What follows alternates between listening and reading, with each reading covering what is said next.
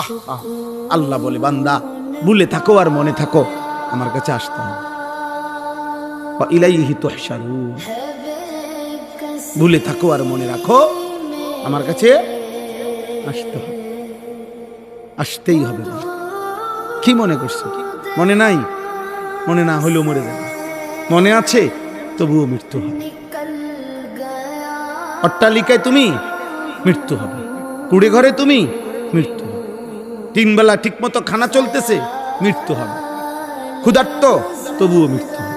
সুস্থ কিংবা অসুস্থ, তোমাকে ফিরে আসতে হবে। অতএব ভাই, এই 2টা আয়াত হয়ে গেল। এই 2 আয়াতের মূল বক্তব্য কি? আল্লাহ বলেন, বান্দা সৃষ্টি করলাম আমি, অঙ্গ প্রত্যঙ্গ দিলাম আমি, শরীর, স্বাস্থ্য, জীবন, যৌবন, চোখ, নাক, কান, হাত, পা, অঙ্গ প্রত্যঙ্গ আমি দিলাম। তোমার উচিত আমাকে স্মরণ করা, আমার কৃতজ্ঞতা আদায় করা। আর দ্বিতীয়ত বললেন, এই পৃথিবীর যত দূরে তুমি চলে যাও না কেন, আমার কাছে কিন্তু ফিরতে হবে। তাহলে একে তো আমাদের বর্তমান জীবন, আমাদের এই বেঁচে থাকার যত উপকরণ, এগুলা কে দিয়েছেন?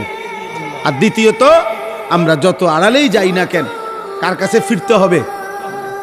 তাইলে এবার ফয়সালা করেন, চলে। তাইলে আল্লাহ তাআলা বলছেন, বান্দা এই 2 কথা মনে রেখো। সারা দেহ আমি দিলাম, এই পৃথিবীর যেখানেই তুমি আছো আমি পাঠাইছি, আমি রাখছি। হুয়াল্লাযী জাআলা লাকুমুল আরদা যালুলান, গোটা পৃথিবী আমি তোমাদের অধীনস্থ করেছি।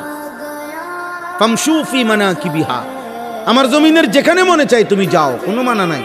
ওয়া কুলু মির রিজকি, আমার রিজিক সব, যেখানেই খানা খাইতেছো ওগুলো আমার, যেখানেই বৃষ্টি হচ্ছে আমার, যেখানেই তোমার গায়ে বাতাস লাগতেছে বান্দা আমার, তুমি পৃথিবীর যেখানেই থেকে নিঃশ্বাস নিচ্ছ এটা আমার, আমার বান্দা আমার, সব আমার। নেও, দিলাম তোমারে,